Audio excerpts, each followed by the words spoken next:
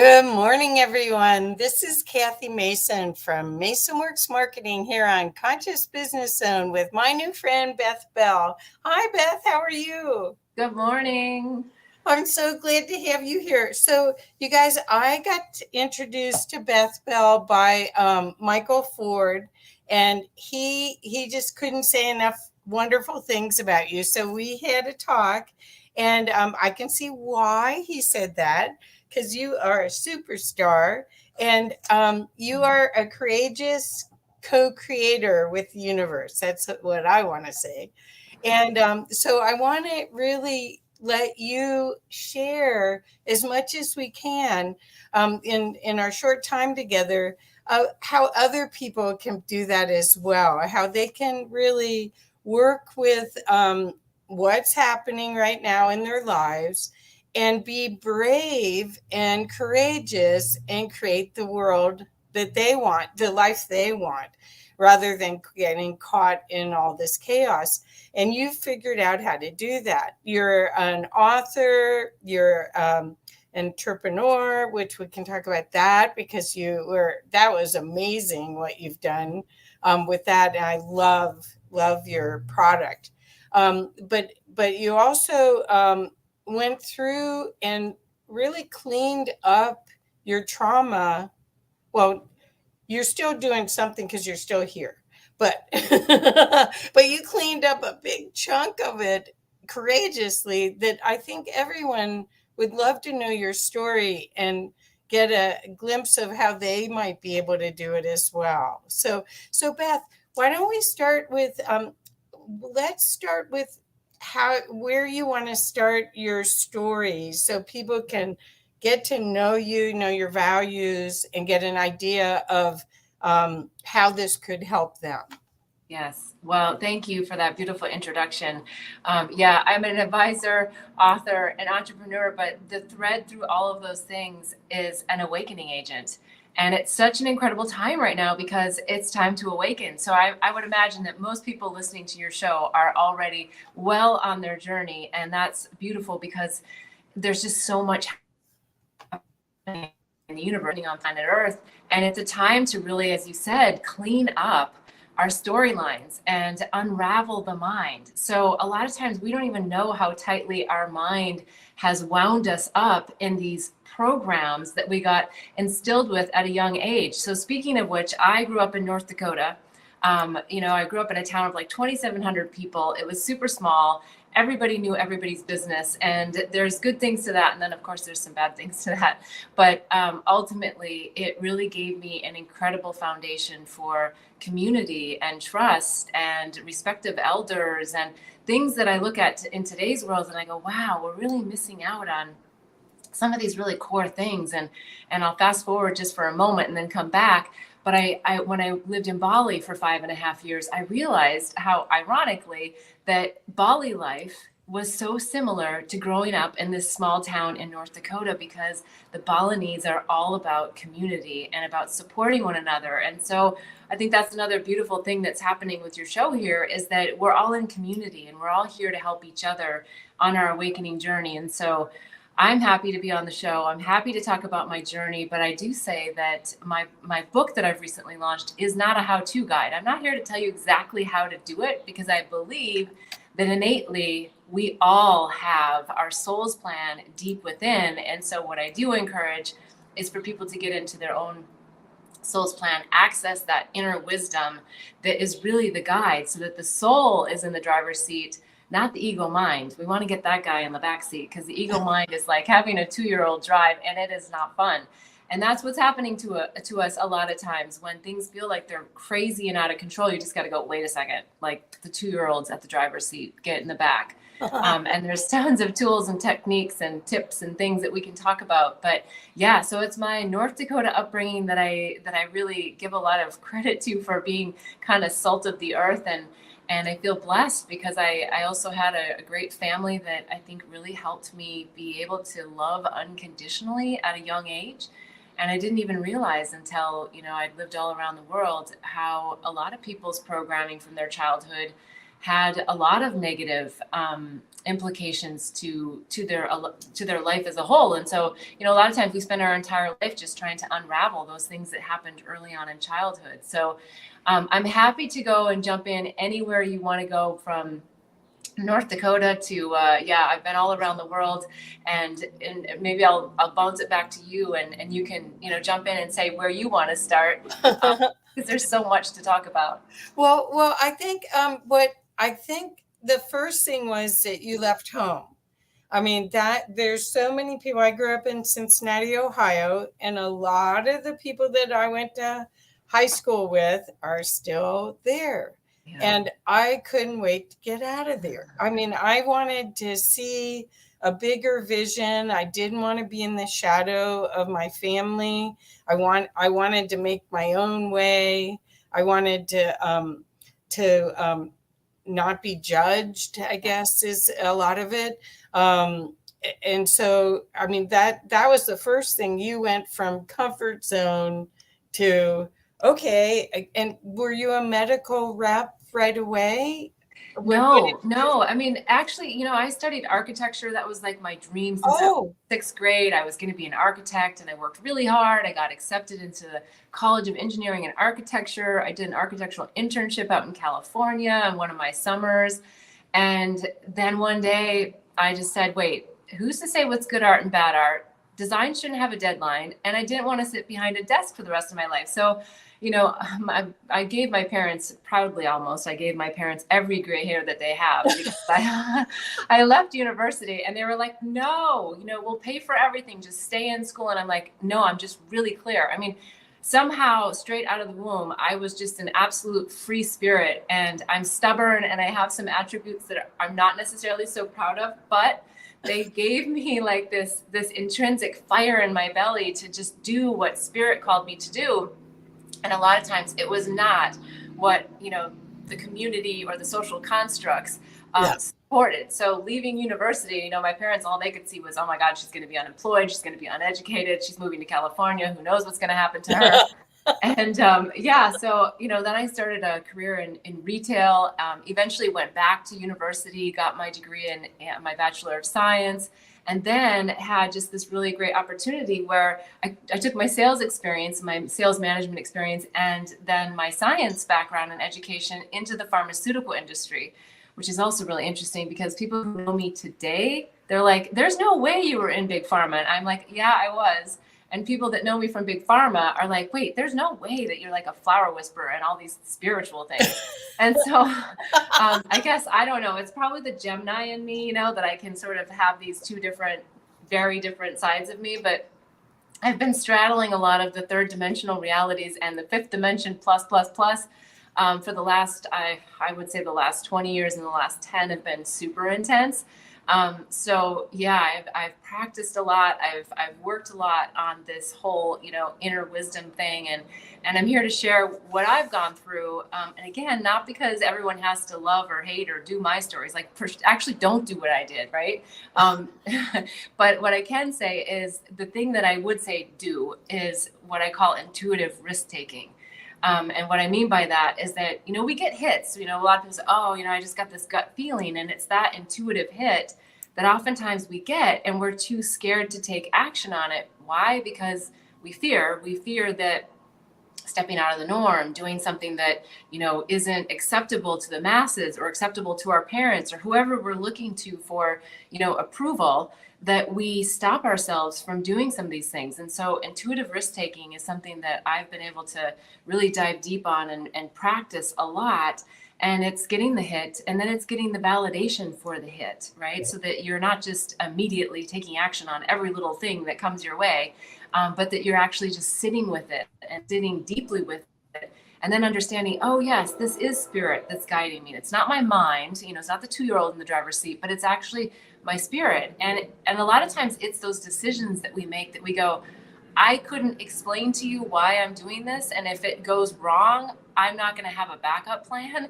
It's those kind of decisions that really scare the whatever out of you.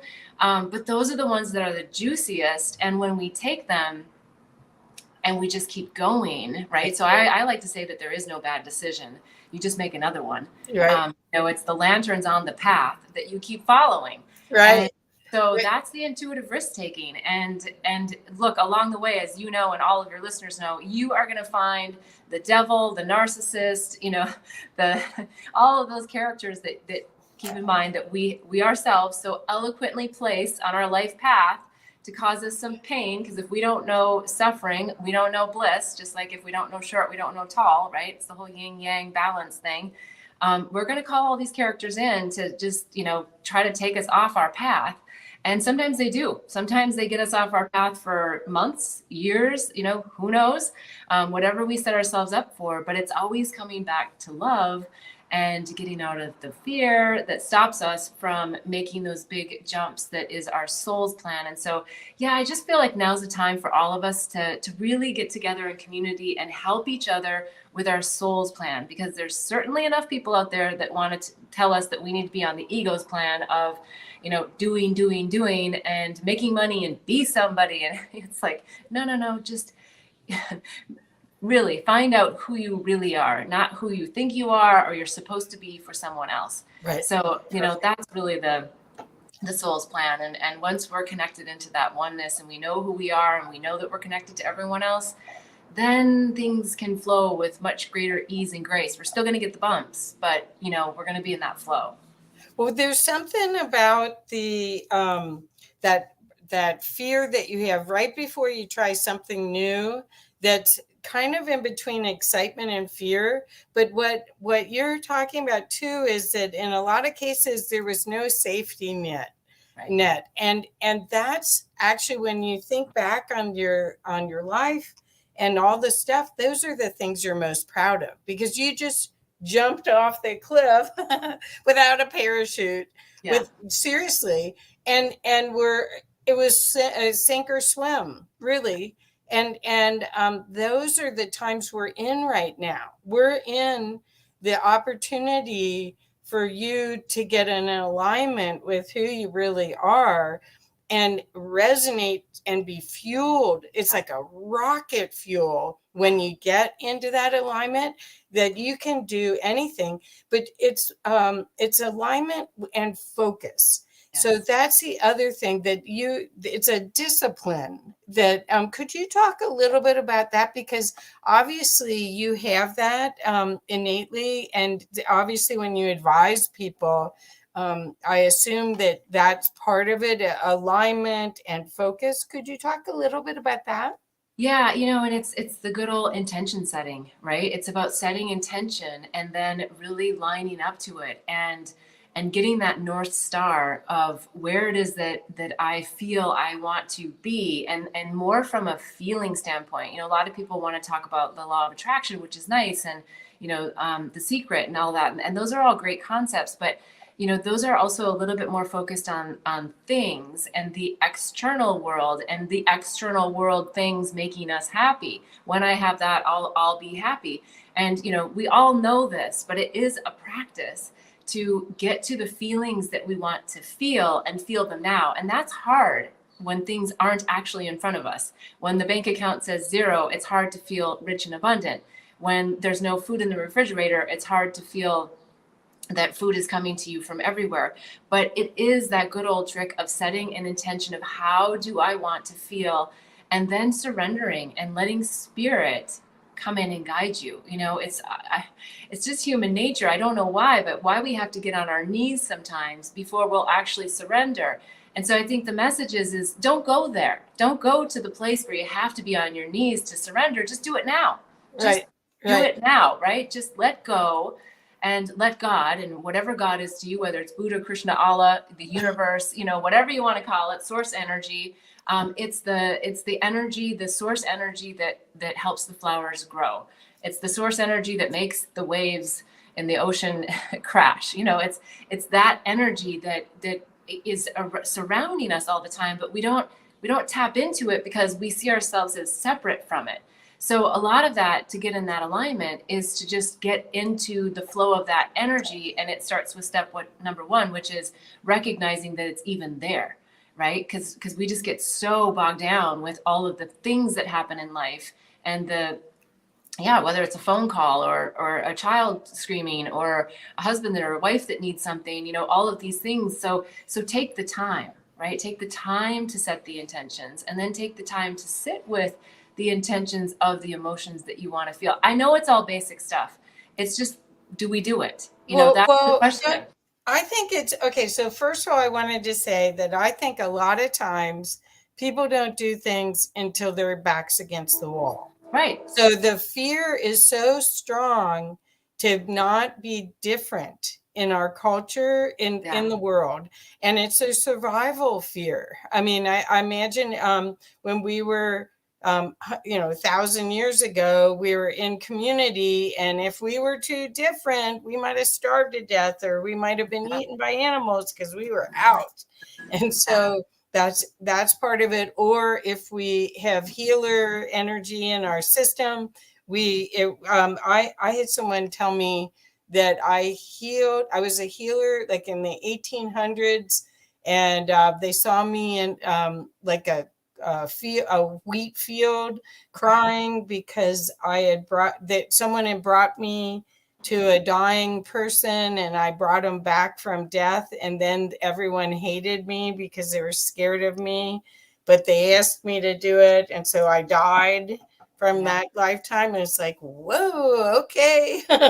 It's like, so it's innate in a lot of us that it's okay. Like, I just got to do this. I just have no other choices but to show up completely, you know, that kind of push past the fear, because you have no other choice. That's a lot of people are in that right now. And the underbelly is coming up for all of us, right? The past lives, the karmic entanglements. I mean, you name it. Like, it's way beyond like our family stuff. You know, it's way beyond what we think our parents did to us, or, you know, our first boyfriend did to us, or girlfriend, or whatever. Yeah, it's the deep stuff, and it's such a beautiful time to clear it. It doesn't feel beautiful. Like, look, I've just come out of a massive heaviness and, you know, stuff that was just weighing on me. And then, you know, once you just stay diligent with it, which is also staying out of the mind, right? Staying in the heart and allowing yourself to feel it. I mean, there was energy that I just felt like, man, I know how to shift energy, but I'm not shifting this stuff. And I reached out to everybody that I knew that in my support team that could help me. But, you know, sometimes, you know, the emotion, you have to just sit with it, you know, and it sounds like a bad example maybe, but, you know, when your dog dies, you feel sad. And sometimes you just have to be sad for a period of time. You just have to really like transmute that emotion and that feeling and that energy, which I think is what's happening and the train says yes too. That's what's happening for a lot of, especially light workers, especially the people who are more in touch with that inner guide and their knowingness of who they really are and their gifts. All of our stuff is coming up for observation to be able to let it go, because we want to clean this stuff out. You know, I also wrote in my book in the introduction, love is the new currency. How rich are you? You know, when I wrote it, I wasn't thinking the universe was going to challenge me dramatically on it after I launched the book, but it's so true. And I bring it up because I feel like, you know, for all of us, I just want to say, keep going, because what you have and the light you have within you is just priceless. Like, there could be a whole new MasterCard ad about it, right? Like, it's priceless.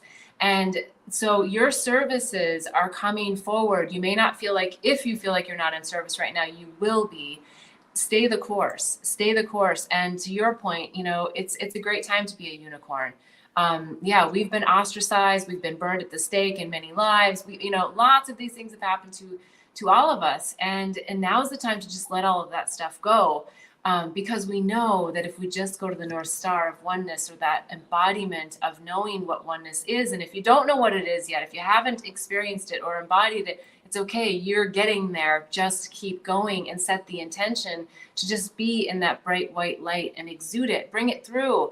And when you look at somebody else, you know, let the twinkles in your eyes, let your light shine through, because you don't know, just by making eye contact with someone, that you may be saving their life. Because a lot of people today, they're not feeling validated, they're not feeling seen, they're not feeling heard.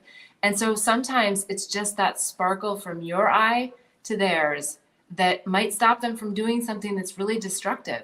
We don't know. And, eye contact, we do know eye contact and hugs raise oxytocin levels. And it's another one of my hot buttons. Like, I have no idea why we're talking so much about cortisol levels when we need to be talking about oxytocin. Oxytocin is the cuddle hormone.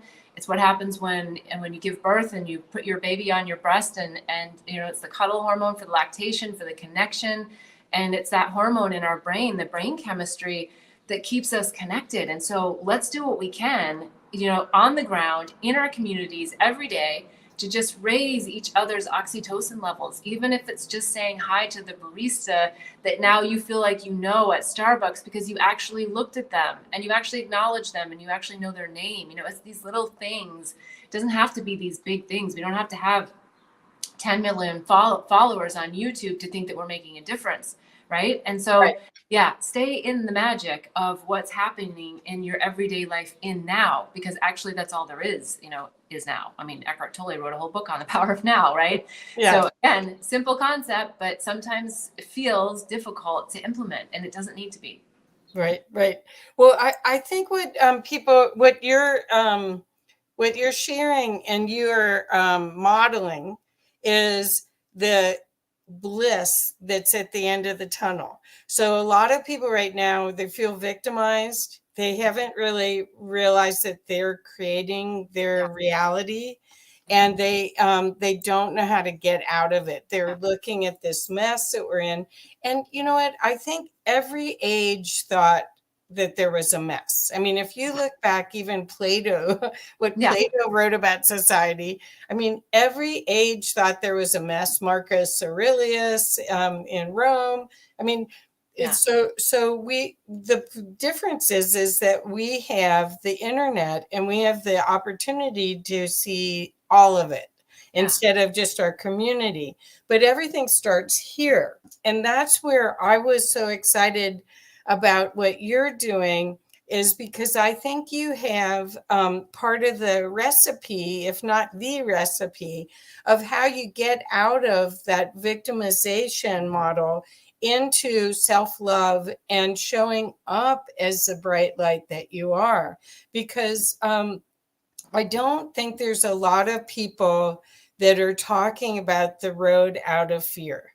I think you championed that. You have had these wild adventures that have changed you and brought more of your soul essence into your vessel. And you can see, everyone that sees you can see that you are glowing. You really have amazing energy. And so I want that opportunity for everyone that's watching this to get a chance to see that path and maybe work with you, or certainly read your book. But how? Okay, so you actually finished school. You actually did all these jobs. Then how did you get to go off continent?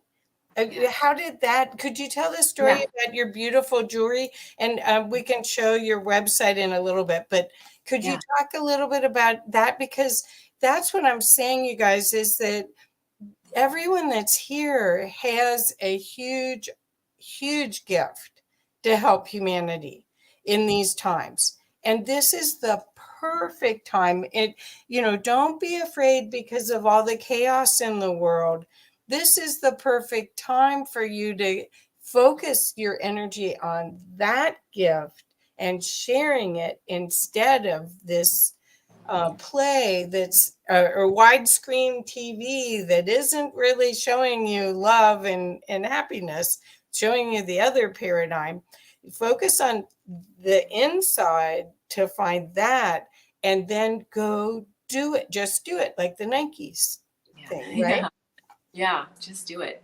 Yeah. Well, I like to tell long stories, so I'm just going to say, please jump in if I get too much on a tangent, because I'll just go wild here.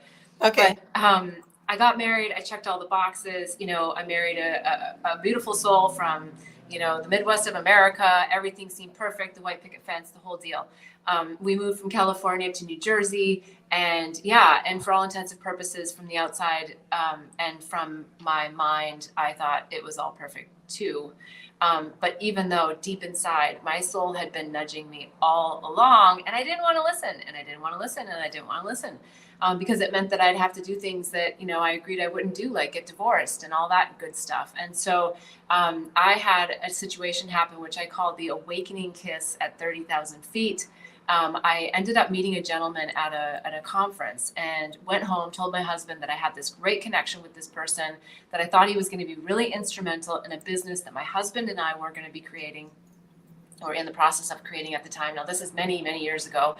And then had an opportunity to meet with him in San Francisco for dinner. And like at the last minute, he said, hey, I'm actually going to be, flying through New York.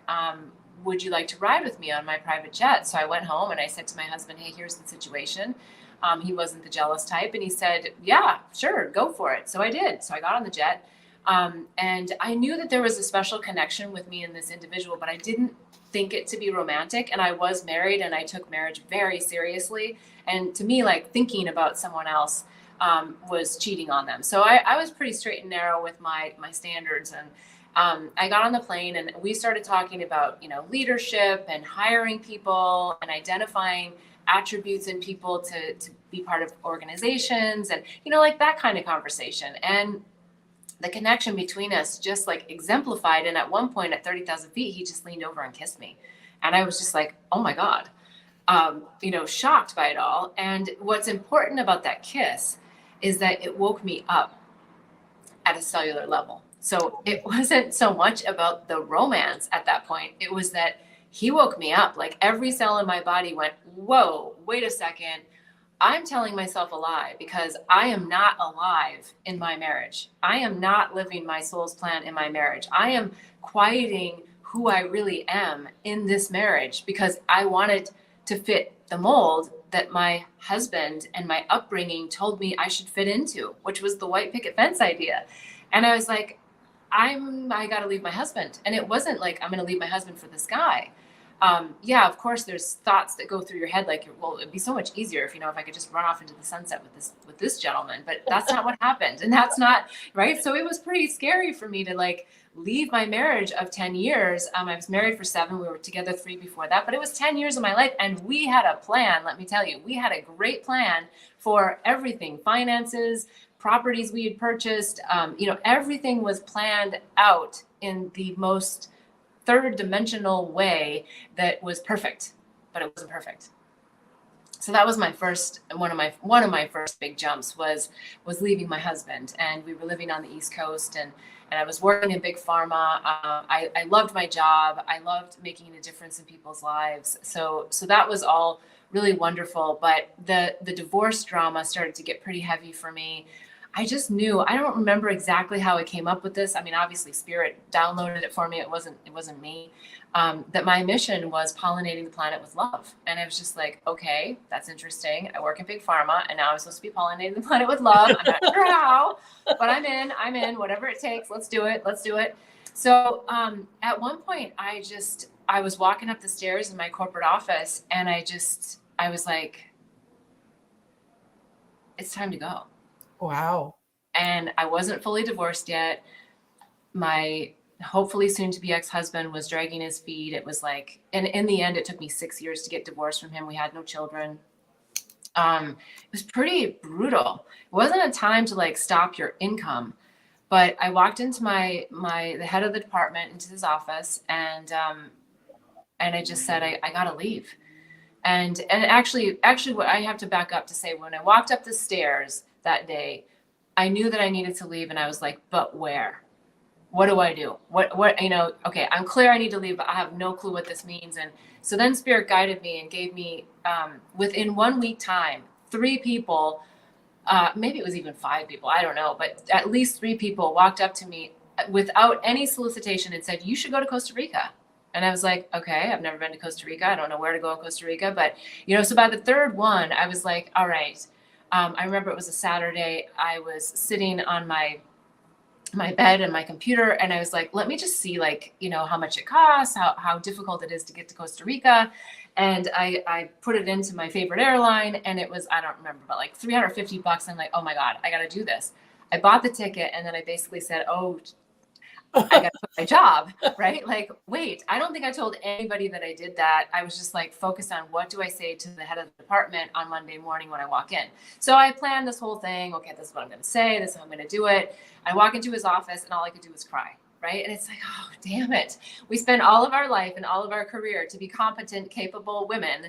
And all I could do was cry. Yeah. And I wanted to just get up and walk back out. And it was like, but spirit's got you and you're just sitting there and you're like, and I just said, I got to leave. I have to leave. And he was quite shocked. And he said, he knew I'd been going through the divorce. And it was like this angel that came through him. And he said, take the time you need, but don't leave. He's like, take 1 month, take 2 months, take 3 months if you need. He's like, but don't leave. And so we agreed that I would take 1 month and that I would come back after that 1 month. Well, a longer story longer. I didn't come back for a month. I ended up resigning officially from that role.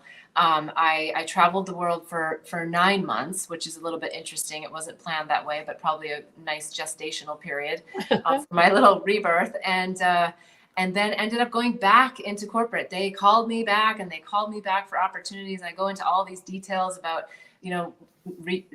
saying no to a lot of the opportunities. And then when I said yes to come back, and that was all really wild and crazy. And it had to do with a tarot card reading. And I was so not into tarot cards at the time.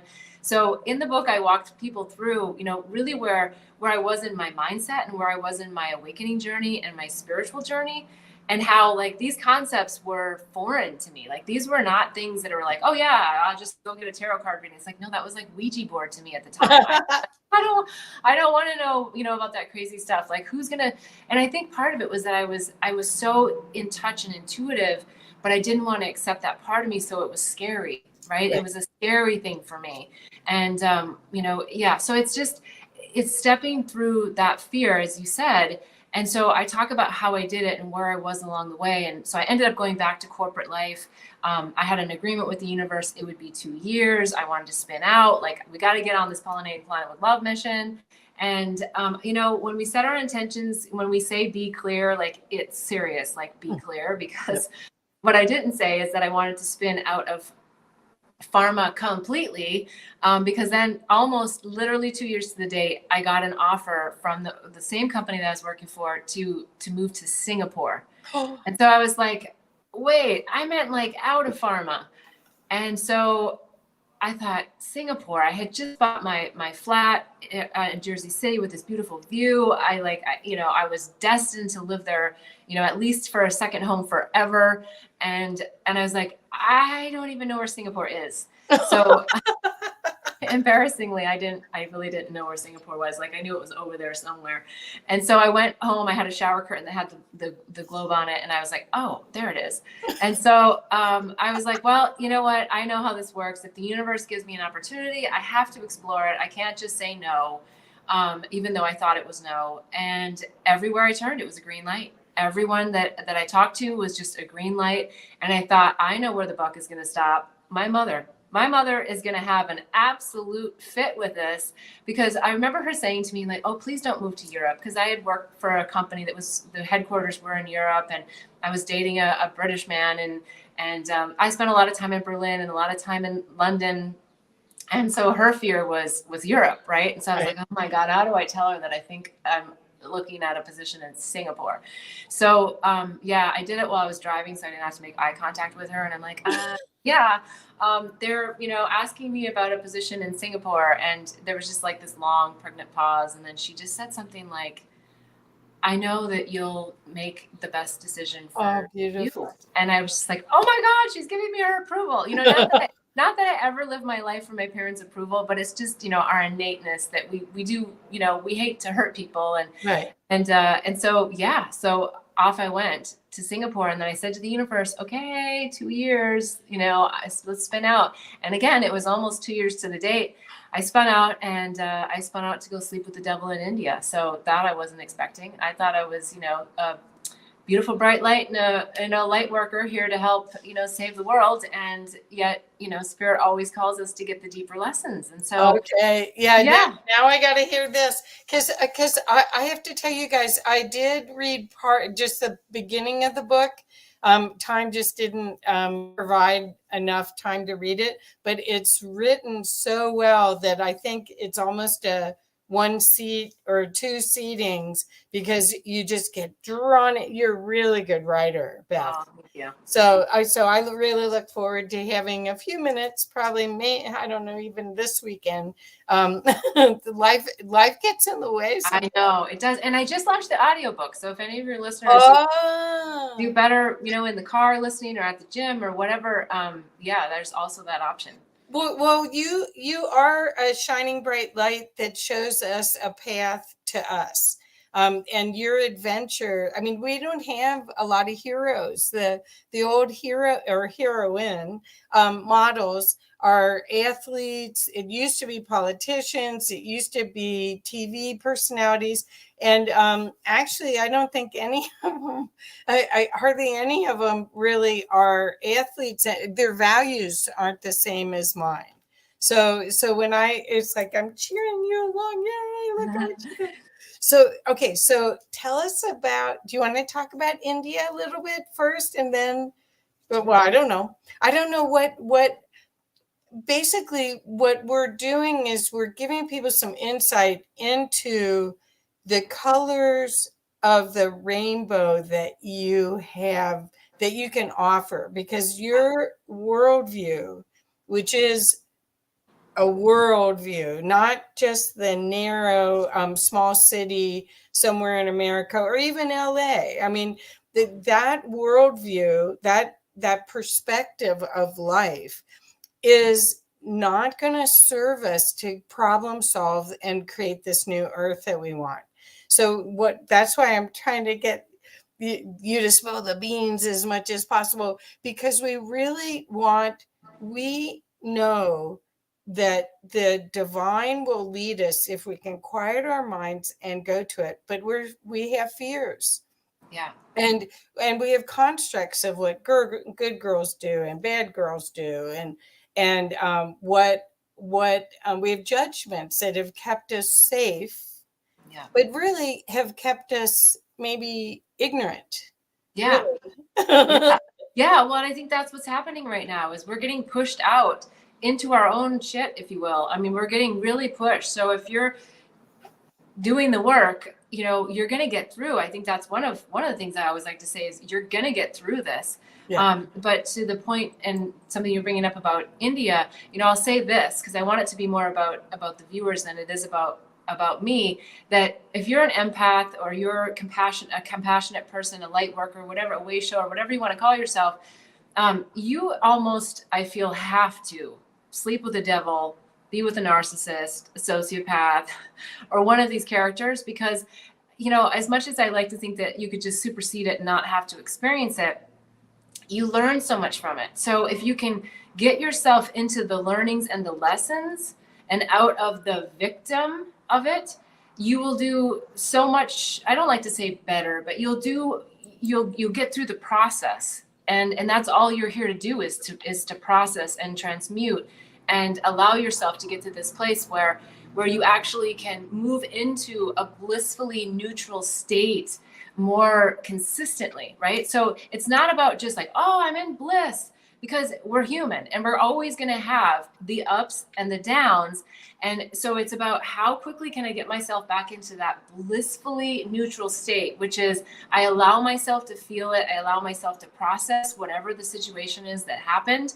Our animals teach us so much about this. What do they do when they experience trauma? They shake it off, right? So I talk in my book about when I went to Ratu Baghusa's shaking ashram. I thought it was the craziest thing that I had ever done. Like, I literally thought like Candid Camera had to show up at some point. Our Netflix series was going to do the crazy things that people do on the awakening journey, I mean, we literally shook 3 times a day for 2 hours a session. So 6 hours a day, we violently shook our body. Well, for me, I did violently shake my body and my knees hurt. And I was like, when I was about to leave there, I was like, what the hell did I just do? This was ridiculous, because most other people were letting spirit shake them.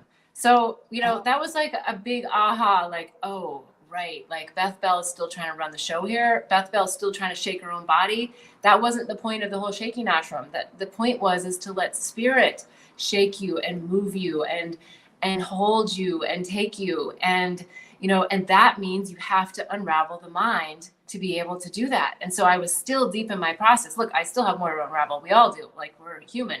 Unless I'm sitting here as Buddha or, Jesus, I'm still doing the work too. So we're all doing the work.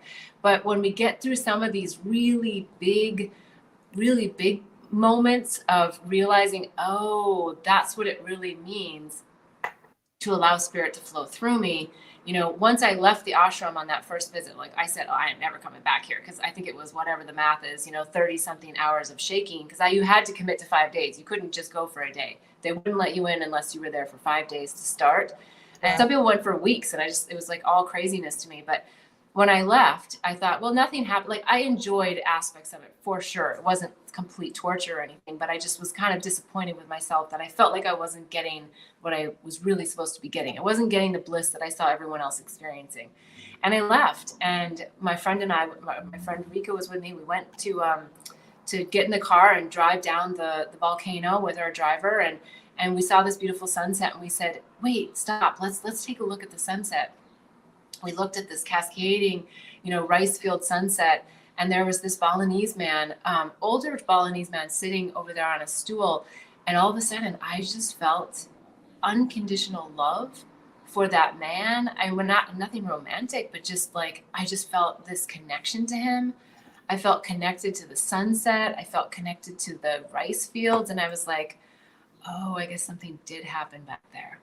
And I went back to the Shaking Ashram then, 2 or 3 times more, because I started to get that, this mind, body, spirit connection that, like, I thought I got. And I read all the books, and I intellectually knew, which I think is where a lot of us are at right now, is intellectually we've read the books, conceptually we get them, but we're not able to quite get there with the embodiment. I mean, we are, but we're just not there yet in some cases. So keep going for the embodiment, keep going for the North Star, because that's where you are really in that unconditional love state, and you're not allowing the fear of the external environment, the thought constructs, the ideations of the collective consciousness to impact you. You're just flowing through it, like, oh yeah, and there's that. Oh, and there's that. And there's that. Thank you. And you move through it. Right? But what most of us got taught when we were little is not to move through an emotion, but to shove it down or shove it to the side and keep going, suck it up, don't cry about spilled milk, right? All of those things where we got told innately that it's not something we should feel about. We should suck it up. I mean, I grew up in the Midwest, so maybe I got the extra, the super program on this, the supersized program of suck it up, work hard, be humble. It's like spirit's like, people, you don't have to work hard. You just have to get in the flow. You just have to know that I am here with you. And, go to the ocean. How do you do that? Go to the ocean.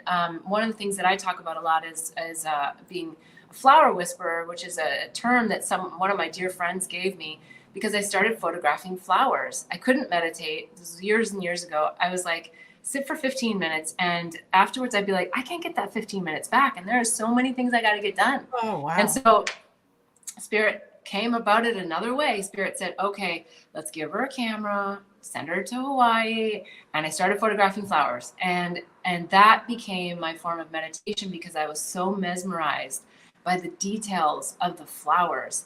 And I would photograph and photograph and photograph and see how the wind and, moisture and all these different elements were with the flower, and how the flower just, it just hung there, and it just, it blossomed in divine timing. It died in divine timing. It took the rain when it came. It got heavy. Like, you just watch the flowers and they tell you everything you need to know. Right. So if you don't feel like you know how to do it, go sit with the flowers. There's a reason why they say stop and smell the roses. Go to the ocean if you've got one. If you don't have that, just go to a tree, go to the ground, feel the grass. Think about if you have children or you've seen other children, what do? They go and they look at a blade of grass with like childlike curiosity. Like, this is the best thing that ever, came to them. Well, that's where we got to get back to, is that childlike curiosity about life. We get so dull. We dull everything down. And we don't realize like how refreshing a sip of water is. Clean water, right? Living in Bali, like, clean water is a big deal. You need clean water. Like, I've dealt with parasites, and they're not fun, and they take you down, and they suck your energy, and they suck your light. So having clean water is a big deal. Having clean feet, some of these really basic things that in our first world countries, we just don't even think about. So again, I go off on a little bit of a tangent, but stop me. And No. Well, no, I think I think everything you're saying is perfect.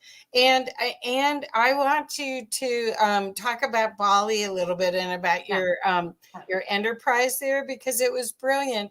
And I'm going to make sure that I connect you with Fumi for the peace polls, because I really think that there's a connection there. But okay, so you see this Balinese guy, and you have a oneness experience, basically. Yep. And okay, that's my compass, that's my true north, not all this other shaming, blaming, questioning, which is what we all do. I mean, that's the culture, saying it's not good enough, I could have done better, all that stuff, instead of appreciation, yep. Right? Yep. So you have this moment, and then you get your compass turned towards Bali, right? Okay, so could you tell us a little bit about that? Yeah, well, after sleeping with the devil, it was a really devastating life event for me. And I went back to Singapore to my friend's house, and I was like, I don't know what I'm even going to do with my life. I was jobless. I was homeless. I didn't know. And she said, why don't you go back to Bali? That seems like a nice healing place for you. So I went to Bali thinking that I was going there to just live in the light, heal my wounds. And I did both of those things, but I also went there to experience black magic. So I went for another deep dive, coming off the devil and all of that. I went in another way to learn more. And I had made some products when I had visited Bali a couple of years prior. And without expectation, I just ended up making these products. It was a divine alignment. I had been looking for someone to make my little flower bouquet photo albums. And the place that I was staying at, the butler I showed it to him, and he said, of course we can make these in Bali, because I wanted someone to place the intention of love, and really infuse the products with love. And so I realized how empowered the Balinese hearts are. And I was like, these people are the people that need to be making my products, because I want them to infuse the love that they have in their hearts.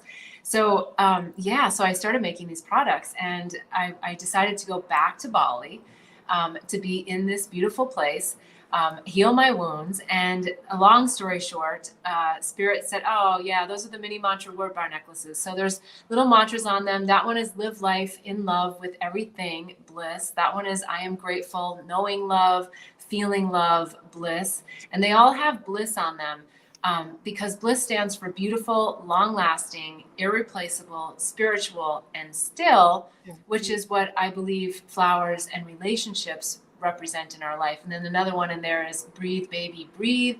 Sometimes it's the the basics of breathing. So I'm sure a lot of your viewers have done some conscious breath work. If not, that's also a really great way to just get inside, get out of the mind, quiet it.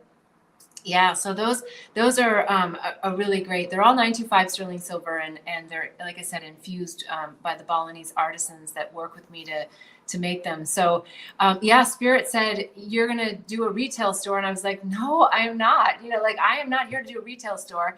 And it's the quick story on it was, a friend of mine, a new friend that I had met in Bali. She had a 9-year-old daughter at the time, and we were sitting around, and I showed her these little flower bouquet photo albums. She's like, oh my gosh, you need to open a store. Well, all of the products were stuck in a storage unit in Singapore, which is a whole nother story. But and I was like, no, I don't need to, and I can't even access those products to sell them in a store if I wanted to. Well, she just said, I'm just getting this hit. So, okay, whatever, I'll stay open. I'm like, I'll stay open to it, like maybe in like 6 months from now or something. Well, her daughter came with me to the gym one day, and at the time I had a full-time driver, because they're not that expensive, but I wasn't going to drive a motorbike. They drive on the other side of the road, which I knew from Singapore, but I was like, I cannot drive a motorbike. And so I was really fearful of all that for a while. And so I had this driver, and me and the 9-year-old, we decided that we were going to have him take the long road home and go down Monkey Forest Road. So he was driving down the Monkey Forest Road, and the 9-year-old had heard her mother say that I should have a shop. She was also very intuitive. And she said, stop, Jimmy, stop the car. And so she pointed and she said, let's go look at that store. I think that store is for you. And I was like, what? So, so Jimmy pulls the car over and I said, Jimmy, go in, check it out, get the Balinese price, just find out. And I'm like, let's just explore. Like, I wasn't serious. I wasn't going to open a shop. So he goes in and he comes back and goes, Beth, it's perfect for you. And I'm thinking, how do you people think like what's perfect for me? I don't even know what's perfect for me. Like, so he goes, you got to go in, you got to go in, you got to talk to him yourself. So I was like, okay. So I go in and I walk in, just full body goosebumps. And I'm like, this is my shop. Oh my gosh. And so I find myself a minute later, like, it's just weird. I find myself, because there's a little sitting area for a villa that they rent out right behind the shop. And so it's like, come on, the owner's back here. We're sitting at this table in the lobby with the father and the son and myself, my 9-year-old, and my driver, and I'm negotiating a deal on this retail store that I was, destined to say that I am not going to do. And so I just we stopped negotiating and I get in the car and Jimmy's like, do it. And the 9-year-old's do it. And I'm like, I just need to go home and take a cold shower. So I went home, I took a cold shower, and I was like, okay, actually, I know deep inside I'm supposed to do this, but this is crazy. But I had done enough intuitive risk taking that I knew, and I was like, okay, I'm going to look for validation points. And everything just kept aligning. And I'm like, oh, really? I mean, it wasn't that I didn't want to do it, but it was like, that wasn't my dream. It wasn't my dream to like do a whole, 10 improvement on this store and sign a contract. And it meant that I was going to be there for years. And, they wanted 5 years, and you pay all up front. You don't pay by the month. Like, you pay these guys like the whole rent up front. So there was all these things to think about, but Spirit just kept saying, yeah, you can sit with this, but you know what's going to happen.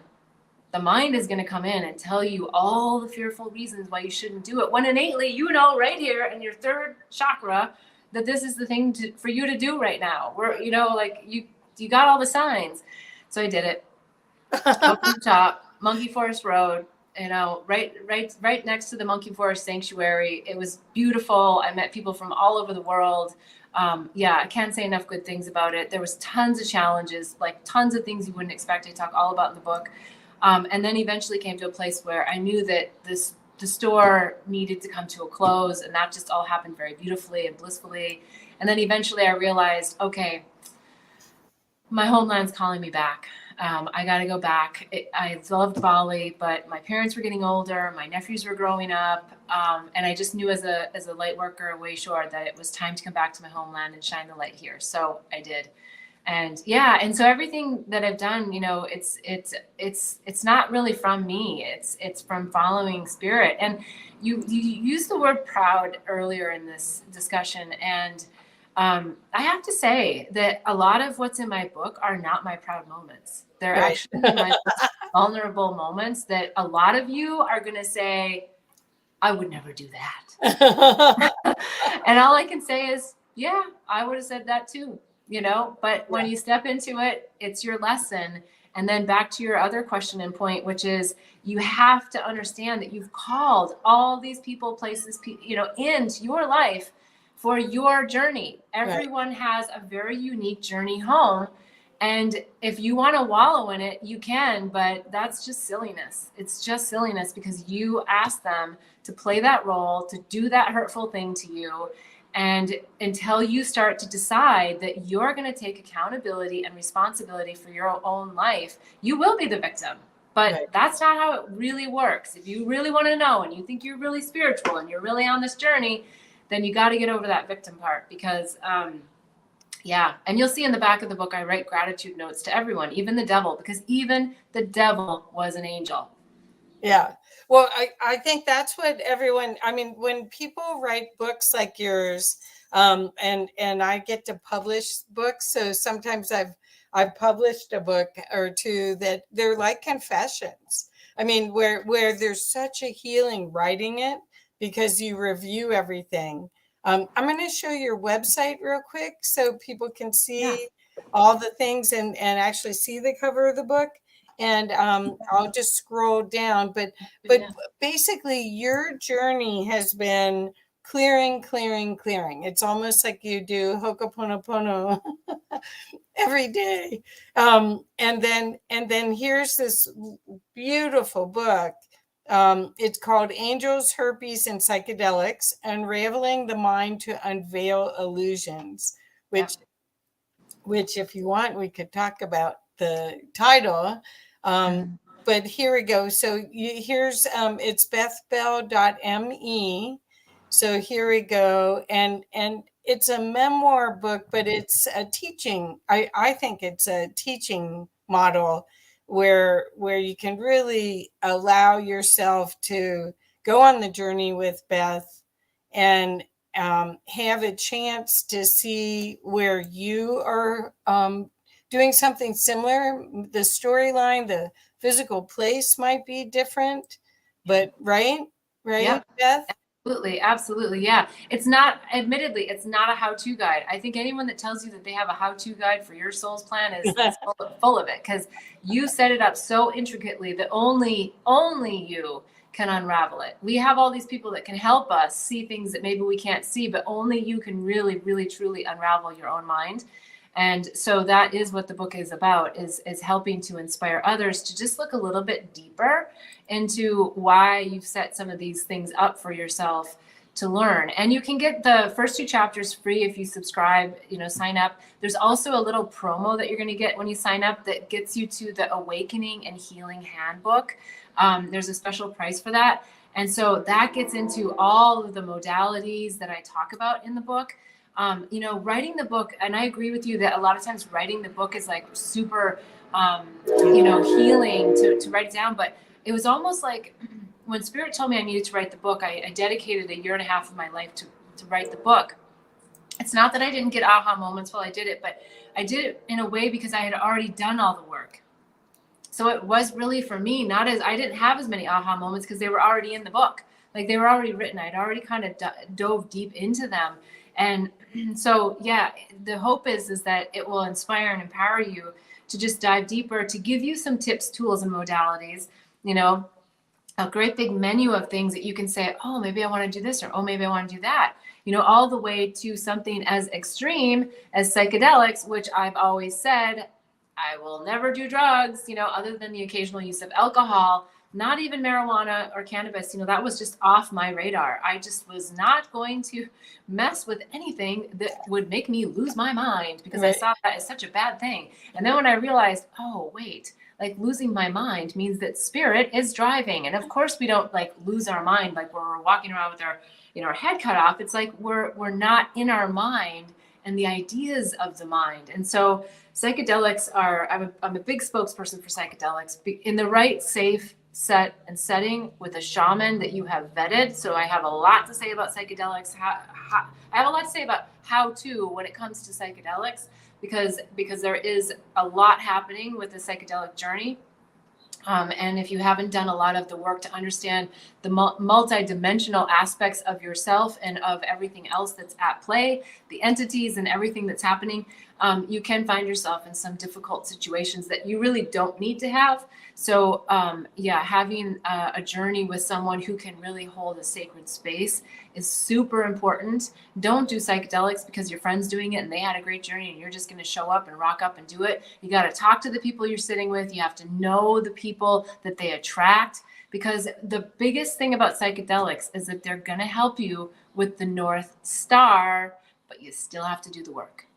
They will not enlighten you. Psychedelics will not enlighten you. If you think that they're enlightening you, then you're on the wrong path, because then, as far as I'm concerned, if you're going and just going out there and then you come back and then you're like, okay, I got to go out there again and come back, I got to go, then you're just doing drugs. Then I know that sounds harsh, but I really see that. It's the integration work. The journey of psychedelics is after the journey. It's the integration work. How do I apply this to my life? How do I embody this so that I can be here in this meat suit doing the work? So yeah, it's a really fine line, but psychedelics can do some really amazing things for you. They can help shift the energy, but it's you're always going to be responsible for unraveling your own mind. Right. Now, one of the other topics that a lot of people don't like to ask me about, in fact, one guy on an interview, he's like, herbs. And I'm like, no, you read it right. It's herpes. It's not herbs.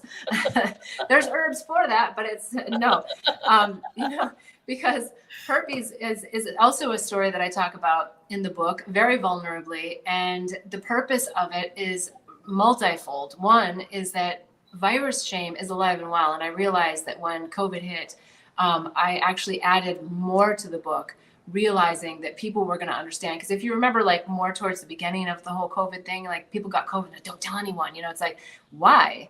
Well, because they knew that they were going to be judged for maybe they didn't wear their mask, or maybe they didn't, they went out in public, or maybe they blah, blah, blah, blah, blah, that whatever people wanted to try to, chastise them for. People were even secretive about getting COVID because they also felt like lepers. They were like, oh, nobody wants to be around me. I have to quarantine. Like, oh, and they felt so guilty if they gave someone else COVID, right? So I'm like, okay, people are ready for the herpes talk. Like, yeah. The shame that goes along with herpes is debilitating. If you don't heal that core wound that comes from getting herpes, you are going to be in misery with this lower vibrational element. And if you can really transmute the ideas around virus shame, you can transmute anything. Right. Because right. And so it's about getting to the trauma. It's not just about herpes. It's about whatever your trauma is, whatever your core wound is. Of course, the core wound for all of us is the core wound of separation from source, right? It's the cut of the umbilical cord, and it's the, oh my God, I'm falling and I'm all alone here on the universe. So that's the core one. But a lot of people are dealing with the abandonment wound right now. They're dealing with a lot of these deep-seated wounds that is, in a sense, holding them back from knowing who they really are, and holding them back from being in that oneness connection with source and everything that is. So my encouragement and my boldness of putting herpes on the cover is like, there is nothing that we shouldn't be talking about. I'm a truth teller. So are you. Tell it. Get out of the closet on whatever it is. Speak your truth. Know your truth. Feel your truth. Be your truth. Shine your light. Show the way. Be a unicorn, a fairy, a dust sprinkler, like whatever you are. Do it. Get out and do it, because we need you. We need you now. And if you're in the wrong relationship, or you've got people around you that are dragging you down and telling you that you're silly, get out, get away. Yes, you might have to move out of your house. Yes, you might have to whatever. I don't know what all the consequences you think are, but I can guarantee you that the consequences of following spirit are so incredible that all of the other stuff that feels so significant, so heavy, so difficult, so fearful will drop away. It will drop away. Yeah. Perfect. Well, you can see that Beth is a champion. And if you're going through a lot of change right now, you might be in corporate America and you're trying to figure out how to make it all work. You're not aligned with the values of what you're doing, no matter what you're doing. She's your champion for change, and to really show your bright light. So I hope that you'll go to bethbell.me. Is there any other ways? Yeah. Actually, I was just going to say, if you go to my YouTube channel at Beth Bell Live, every Sunday, 11:11 Pacific time, I have a live show. So you can ask me questions. If you can't make the live show, send me a PM on Facebook, Beth Bell, or Instagram, Queen Bliss B, or on YouTube. I look for all your questions and I'll answer them. If you want to come on live, that's great. So it's all about, I'll answer anything you want to talk about. I'm talking about transforming relationships to love and life. And the show is called Unravel Your Mind. But whatever you're dealing with, I'm happy to help in whatever way I can. So bring it. That's fantastic. What a great resource. Thank you so much, Beth. And I'm afraid we're out of time. We'll have to do this again. But everybody, you can tell, you'll know if Beth is your guide and can help you go to the next step. You can feel her energy and the love and her authenticity. And we need more of that in this world as we're going through waking up to the truth of who we really are. Remember how powerful you are. This is a stepping stone to discover your power and be a big contributor during this time of change. So bless you so much, Beth. I look forward to continuing our friendship. You're a star, man. You're a superstar. Thank you. And thank you, Kathy, for all you're doing to help Oh, me make sure. Oh, the sure. I'm show and having fun. everything. You can tell I'm learning with everybody because there's still, there's still so much wonderful stuff that I don't know about that I want to know about. And people that have, I haven't been to Bali. I've been all over the world, but not there. So yeah. So anyway, so we'll talk again soon. Thank you Yeah, so much, thank Beth. you. All Thank right. Thanks, you. Bless everyone. you. And thank you guys. Please share this because this message really could help a lot of people. Thank you.